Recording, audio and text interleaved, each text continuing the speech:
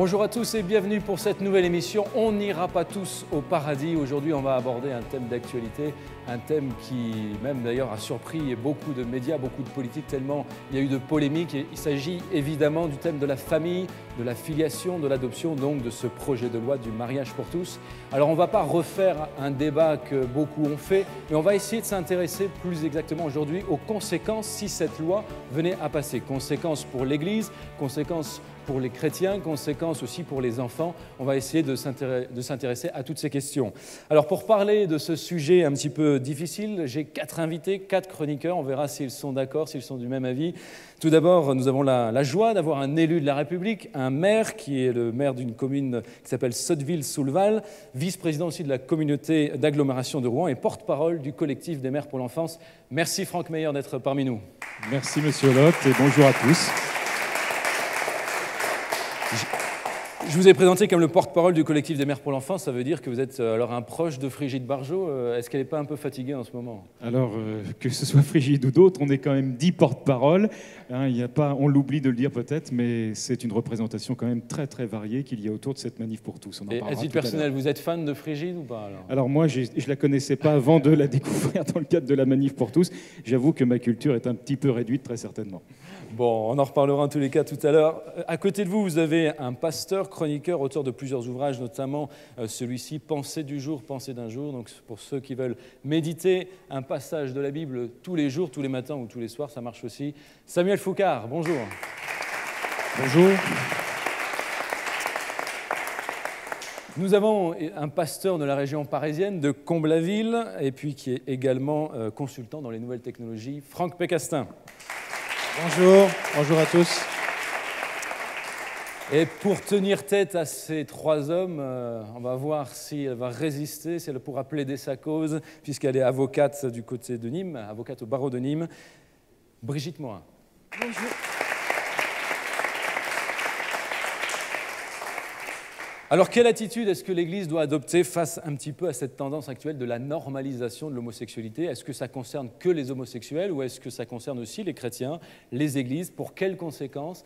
On a parlé aussi de la filiation, donc est-ce qu'il y a des conséquences pour les enfants? C'est un petit peu tout ce débat-là qu'on va essayer d'aborder. Vous, en tant que pasteur, par exemple, Samuel Foucard, est-ce que vous craignez, si cette loi passe, que ça change quelque chose pour vous au niveau peut-être de votre liberté d'expression? Est-ce que vous pourrez toujours prêcher ce que la Bible dit, à savoir que peut-être l'homosexualité est quelque chose de mal, un péché, voire même peut-être un gros mot dans la Bible, une abomination? Oui, moi, je vois que vous ne m'avez rien demandé à propos de Frigide Bardot. Ah, vous voulez d'abord réagir sur Frigide Bardot? Non, pas du tout, je la connais. Vous êtes fan de Frigide? Non, je ne la connais pas. En fait, c'était juste pour donner mon mot, parce que je ne vois pas pourquoi on demande à Monsieur Meyer. Ah, parce qu'il a... Voilà. Et, non, moi, je suis un petit peu étonné de ces questions-là. Comme si l'homosexualité était le problème numéro 1 de la société, comme si militer contre le mariage pour tous était le rôle de l'Église. Alors pardon, c'est peut-être moi qui vous pose des questions. Militer là. pour ou contre? Contre, pour, parce que l'Église est majoritairement a priori... Contre. Moi, je suis assez étonné de ça. Bon, très franchement, Jésus est venu pour faire des disciples, pas des militants. Donc, vous n'avez pas manifesté le 13 janvier? Non, je n'ai pas manifesté. C'était le 13 janvier. C'était le 13 janvier. Voilà, on ne me l'a pas dit non plus. Est-ce que vous allez manifester pour l'autre manif qui est... Pas davantage, pas davantage. Je pense que ce n'est pas le rôle de l'Église de manifester. Et puis, j'aurai l'occasion de développer ça tout à l'heure, peut-être. Alors, peut-être déjà le point de vue de votre voisin, puisque je crois l'avoir aperçu sur l'estrade, qui était le 13 janvier, donc pour la Manif pour tous. Oui, alors tout d'abord, de dire que je crois que c'est le rôle de tout citoyen que d'exprimer une opinion. Alors qu'il soit dans une église ou pas, qu'il soit dans un rôle public ou pas, son opinion, elle a en démocratie normalement le droit d'être entendue. Je crois que ce sont des fondamentaux sur lesquels il faut se positionner.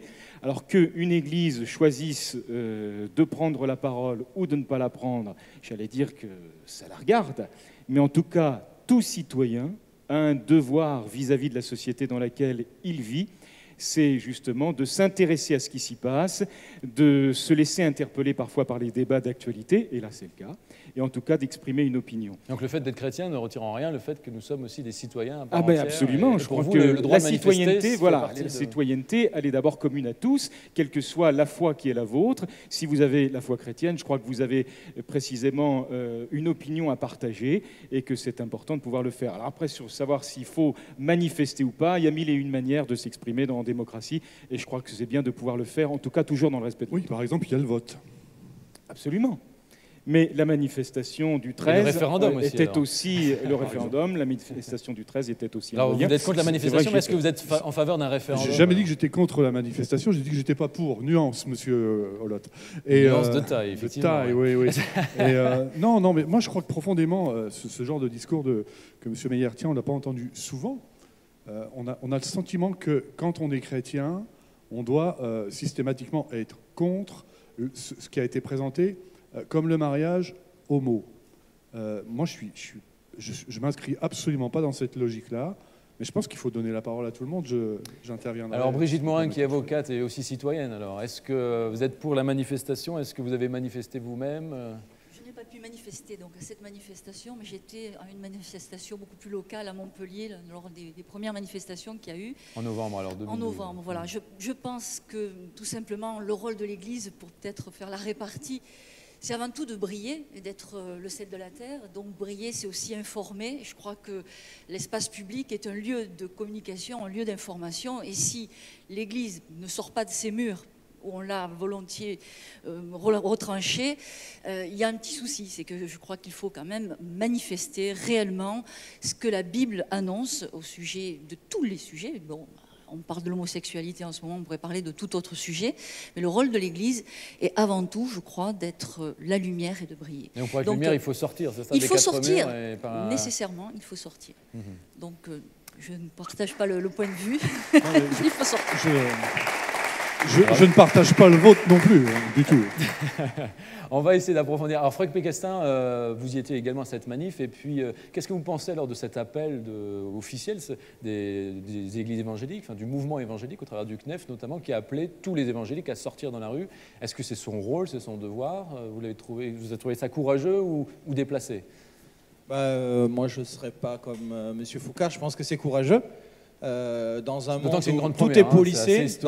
tout est policé, on veut faire du politiquement correct. Vous êtes en train de dire que je suis pas courageux, si M. Foucard veut faire du politiquement correct, c'est pas ici qu'il faut le faire. Il faut exprimer ses opinions. Il faut dire que ton oui soit oui, que ton non soit non.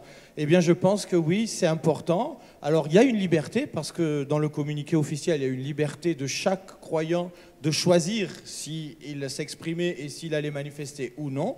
Mais il y a eu un appel parce qu'on sait que les valeurs d'éthique chrétienne ne sont pas favorables. Non pas, alors là, on a parlé du mariage, mais moi j'irai plus loin. Aujourd'hui, le vrai problème, c'est le droit de l'enfant. C'est cette liberté à l'enfant de pouvoir grandir dans une famille avec un papa, une maman, comme nous tous nous avons connu. Pas nous tous, pas et nous donc, tous, pas nous tous. Non, majoritairement, et c'est ce qui est souhaitable, et c'est le plan de Dieu, Monsieur Foucard, ne vous en déplaise. Il a créé Adam et Ève, il n'a pas créé, comment dirais-je, une colonie, il a créé le couple originel. Donc, c'est bien le plan parfait de Dieu, et je crois qu'on doit protéger l'enfant, parce que l'enfant ne vote pas, donc il ne fait pas du politiquement correct, il ne choisira pas, et c'est très important. Et je pense que l'Église est en plein dans son rôle. Mais en plus de ça, et je rejoins Monsieur Meyer, c'est que nous sommes des citoyens.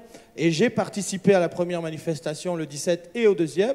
Et à la première manifestation, j'ai eu l'opportunité de m'exprimer devant des gens. Et je ne suis pas venu avec une couleur ni politique, ni religieuse. En tant que citoyen français, nous avons la grâce de vivre dans une démocratie. Or, une démocratie, la gestion de la cité, ça appartient aussi aux chrétiens. Et je ne comprends pas ces médias qui veulent enfermer en disant on ne comprend pas pourquoi l'Église s'est levée, pourquoi les gens... Mais donc écoutez, chrétiens, je suis un citoyen français, je vote, mais ça donc j'ai le droit de m'exprimer. Voilà, mais ça ne se limite pas au vote, comme l'a dit Samuel Foucard. Alors... Non mais ça me plaît, moi, ça me plaît d'être tout seul, ça me plaît beaucoup. Seul contre tous. Moi, alors, je pensais que ça serait peut-être vous vous êtes placé avec ce défilé-là, en participant à ça, sur un terrain qui n'est pas celui de l'Église. Un défilé, donc c'est... Comment c'est pas celui de l'Église? Quel est le terrain de l'Église? Mais le terrain de l'Église, Monsieur Foucard, quel est le champ de l'Église? Moi, je vous rejoins pas, Madame Morin, quand vous dites que l'Église doit briller, mais elle brille tous les jours. Oui, mais tous où les alors? jours. Dans la rue? Mais simplement, mais non, là où les gens vont travailler, là où ils vivent, tout simplement. Monsieur Foucard, l'un n'exclut pas l'autre. Nous sommes entièrement d'accord qu'on doit briller dans ces activités. Est-ce que je peux parler? Après moi, s'il vous plaît. Là, on va avoir du mal tous les deux. Là, vous vous placez volontairement sur le terrain de la société, beaucoup plus que sur le terrain du salut de l'âme, par exemple, ce qui est le rôle de l'Église, quoi. Absolument pas. Absolument pas. Mais je comprends que ça vous dérange ce que je suis en train de vous dire.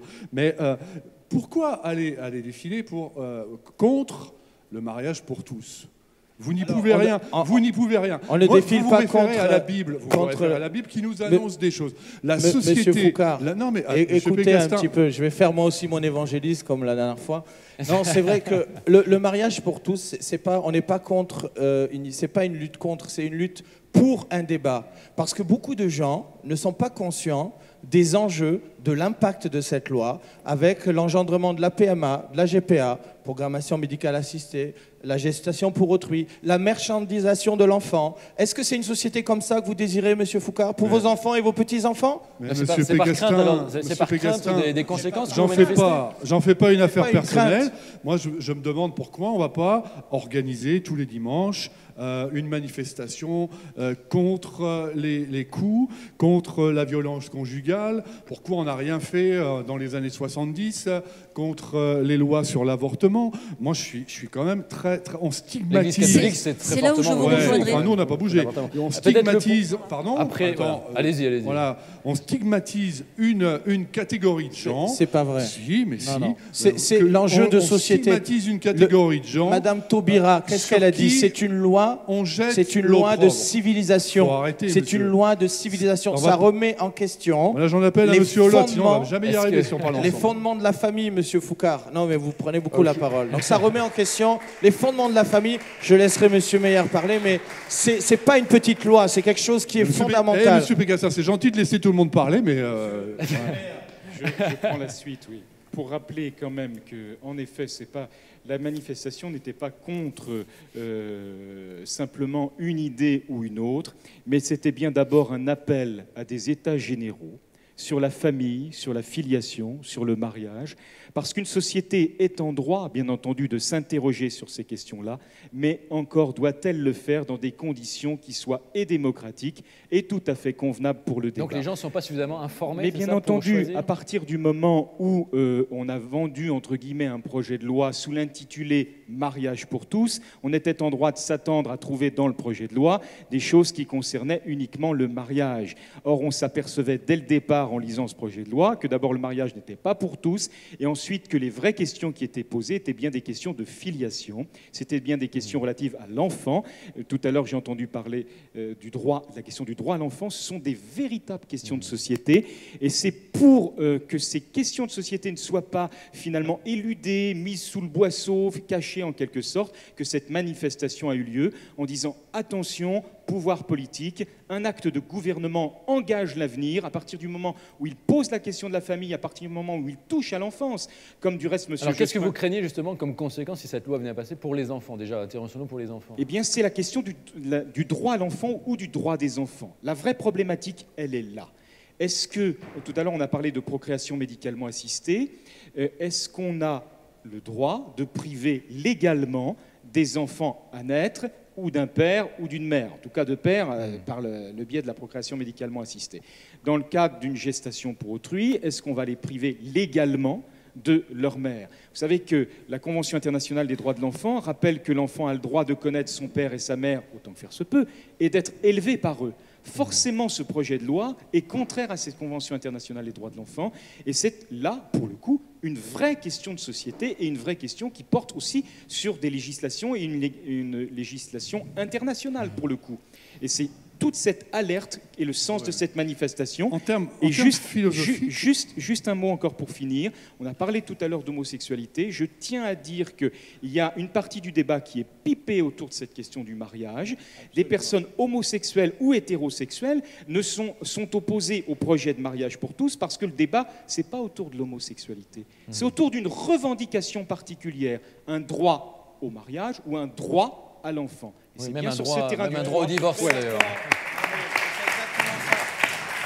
Alors simplement la réaction quand même de Brigitte Morin en tant qu'avocate. En fait, précisément, je crois que M. Meyer vient de mettre un accent sur la gravité de la situation. Et là, peut-être je vais faire plaisir à M. Foucard, c'est que si l'Église descend dans la rue, c'est pas effectivement systématique, c'est par rapport à la gravité de la situation.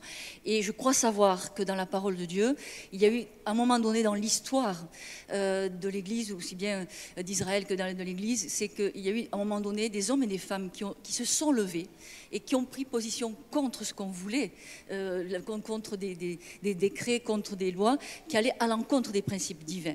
Donc il y a des moments où il va falloir se lever, il va falloir prendre une position et être déterminé. Qui est une théocratie, et nous on parle d'une démocratie. Vous pouvez vous lever autant que vous voulez, vous empêchera pas, ni vous, ni M. Pécastin, ni M. Meyer. Peut-être Brigitte Bardot. Peut-être même elle. Vous n'empêcherez pas de voir la société partir en déliquescence. On parle des droits de l'enfant. Je suis quand même... Bon, j'écoute... Et si M. Foucard, il ne faut rien faire alors. Laissez-moi terminer, M. Pécastin. Je suis quand même étonné parce que du temps de Platon ou du temps de Socrate, le droit de l'enfant, par exemple, dans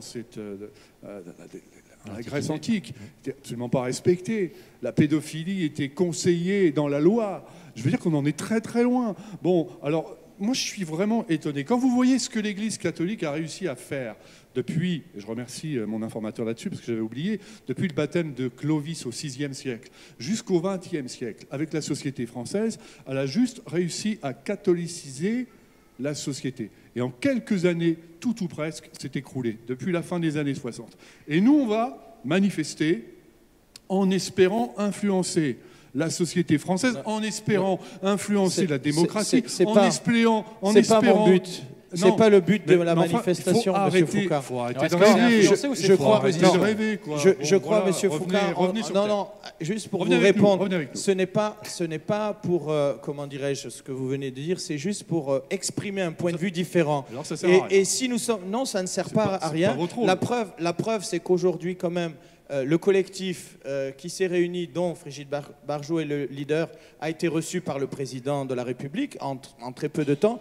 Lorsqu'on a démarré, on s'est vu avec M. Meyer il y a quelques mois.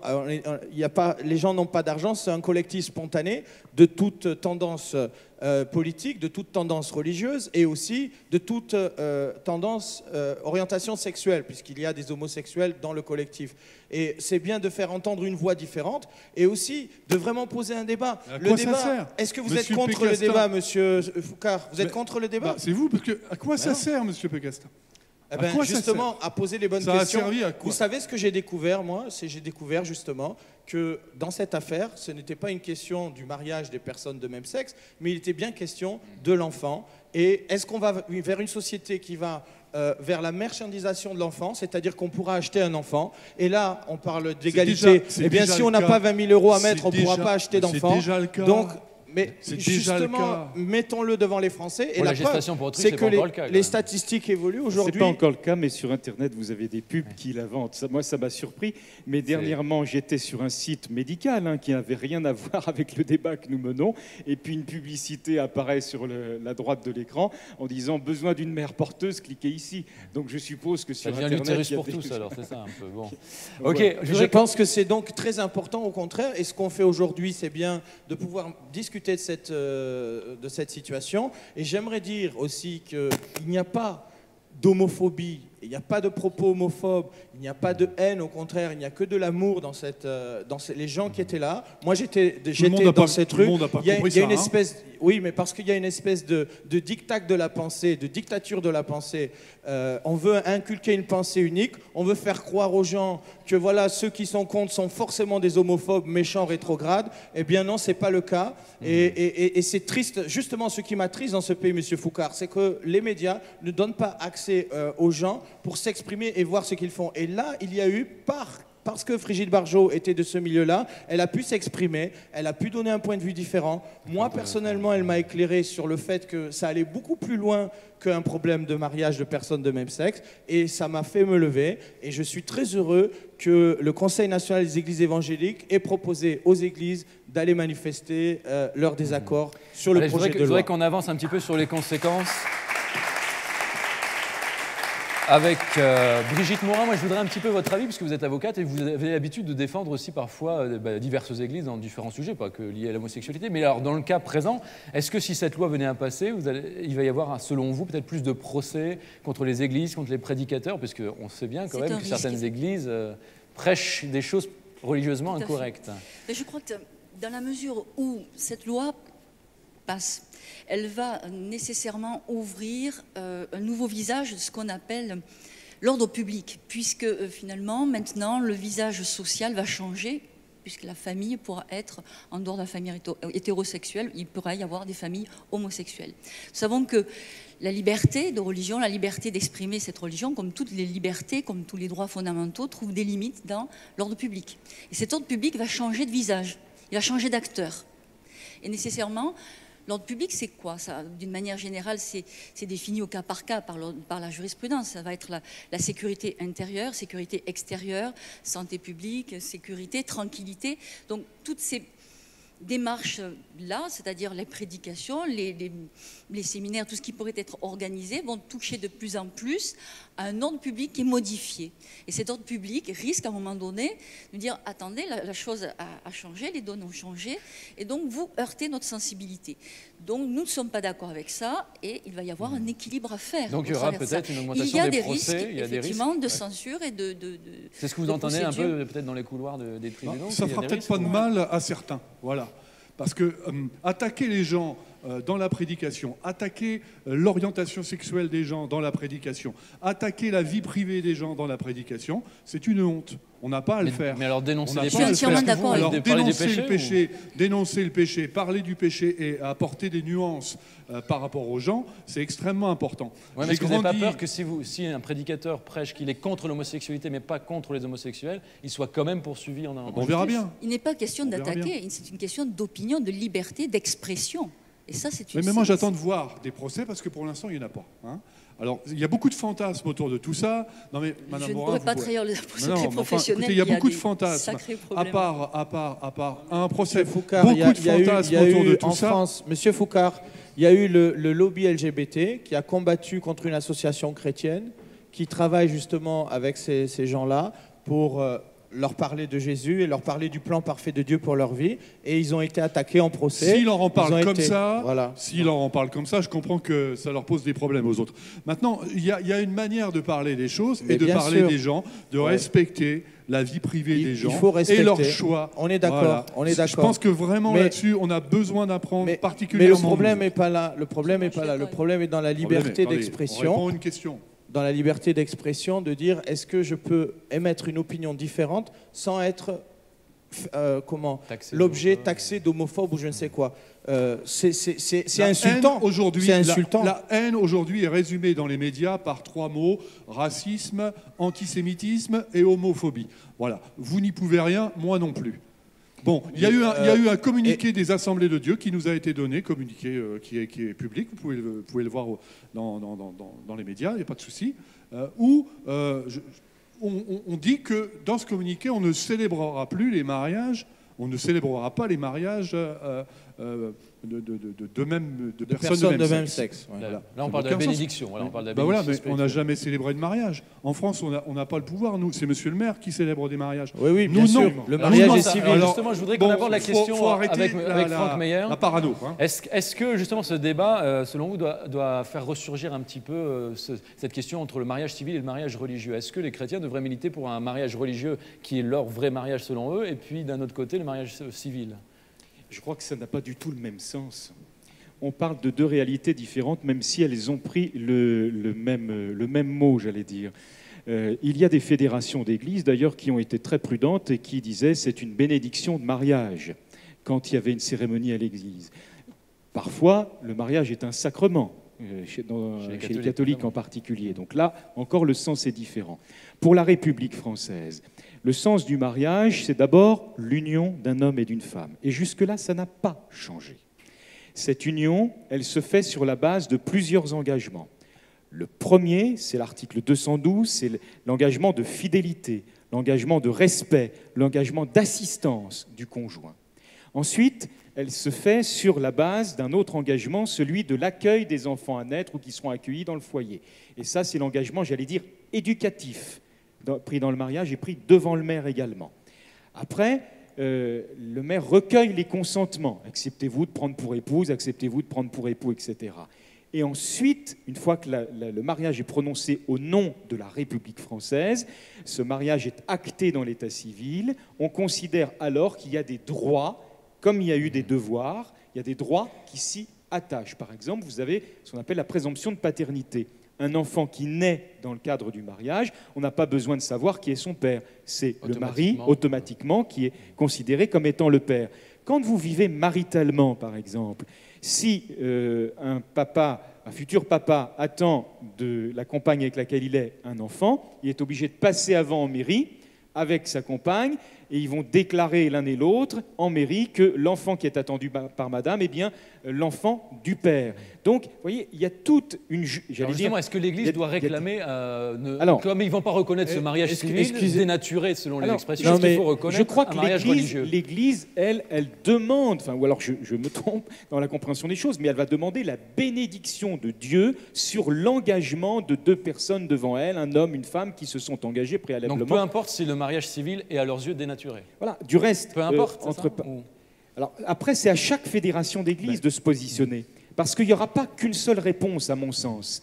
Et d'ailleurs, ce qui va nous aider dans la clarté. Ah oui, il y a des communautés chrétiennes qui, à mon avis, reconnaissent le mariage familial et ne reconnaissent pas le mariage.